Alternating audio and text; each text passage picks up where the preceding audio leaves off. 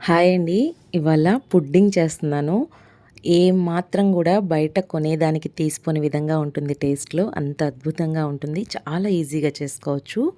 Stove on చేసి ఒక గిన్నెలో 4 స్పూన్ల పంచదార వేసుకొని, వాటర్ ఏమి వేయకూడదండి. ఈ విధంగా తిప్పుతూ ఉంటే గనక మనకి ఒక పాకంలాగా రెడీ అవుతుందనమాట. ఒక సిరప్ లాగా రెడీ అవుతుంది.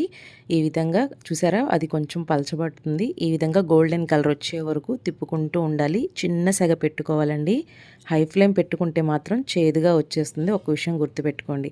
ఈ మాత్రం మంచి కలర్ వచ్చిన తర్వాత స్టవ్ ఆఫ్ చేసేసుకోవాలి.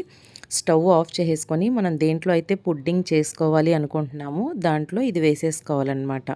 ఇది వేసేసుకొని అంతా చుట్టూ దానంతటా స్ప్రెడ్ అయ్యేటట్టు కలుపుకొని ఈ విధంగా దీన్ని పక్కన పెట్టేసుకోవాలి. ఇది వితిన్ సెకండ్స్‌లో డ్రై అయిపోతుంది. ఇప్పుడు ఒక మిక్సీ గిన్నె తీసుకొని 4 బ్రెడ్ స్లైసెస్ వేసుకోవాలి. 4 బ్రెడ్ స్లైసెస్ వేసుకొని 2 కోడిగుడ్లు వేసుకోవాలి. 2 కోడిగుడ్లు. ఇక్కడ పంచదార నేను 4 స్పూన్లు వేస్తున్నాను. మీరు కావాలి అనుకుంటే పెంచుకోవచ్చు, తగ్గించుకోవచ్చు. పాలు 400 ml అంటే 400 ml అండి. కప్పుల ప్రకారం చూసుకుంటే 2 కప్పులు పాలు వేసుకొని కొంచెం యాలకుల పొడి వేసుకోండి. మీ దగ్గర ఎసెన్స్ ఉంటే వేసుకోవచ్చు. నేనైతే యాలకుల పొడి వేశాను. ఇదంతా మెత్తగా మిక్సీ పట్టుకోవాలి.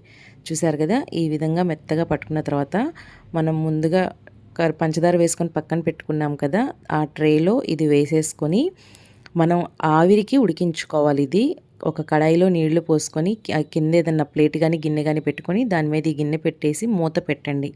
దాని మీద మూత పెట్టేసి ఆవిరికి మీడియం ఫ్లేమ్లో 20 నిమిషాలు ఉడికిస్తే చక్కగా ఉడికిపోతుంది. ఒక్కసారి స్పూన్ కానీ చాకు కానీ పెట్టుకొని చూసుకోండి. ఏం అతుక్కోకుండా నీట్గా వచ్చింది అంటే కుక్ అయిపోయిందని అర్థం. దీన్ని కాసేపు చల్లారనివ్వండి. చక్కగా చల్లారిపోయిందండి. దీన్ని ఫ్రిడ్జ్లో పెట్టేసి 1 గంట పెట్టేసుకుంటే చక్కగా చల్లగా అయిపోతుంది. ఈ విధంగా రెడీ అయిపోతుందన్నమాట. ఒక్కసారి దీని ఎడ్జెస్ నీట్గా క్లీన్గా వచ్చేటట్టు చూసుకొని మనం ప్లేట్లోకి కనుక ఈ విధంగా తిప్పేసుకుంటే చక్కగా వచ్చేసిద్దండి. అస్సలు ఎంత మంచిగా ఫుల్ ఫ్లఫీగా లోపల భలేగా ఉంటుంది. ఒక్కసారి తప్పకుండా ట్రై చేయండి. ఇంట్లో ఉన్న పదార్థాలతోనే చాలా ఈజీగా చేసుకోవచ్చు. ఇలాంటి పుడ్డింగ్స్ బయట కొనాలి అనుకున్న కాస్ట్ ఎక్కువగా ఉంటుంది. అంటే తక్కువ కాస్ట్ కూడా ఎక్కువ కాస్ట్ పెట్టి కొనాల్సి వస్తుంది.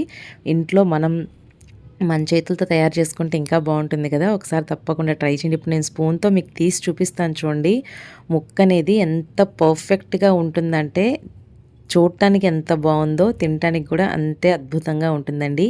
ఈ వీడియో కనుక మీకు నచ్చితే లైక్ చేయండి, షేర్ చేయండి. ఇప్పటిదాకా నా ఛానల్ని సబ్స్క్రైబ్ చేసుకోకపోతే సబ్స్క్రైబ్ చేసుకోండి.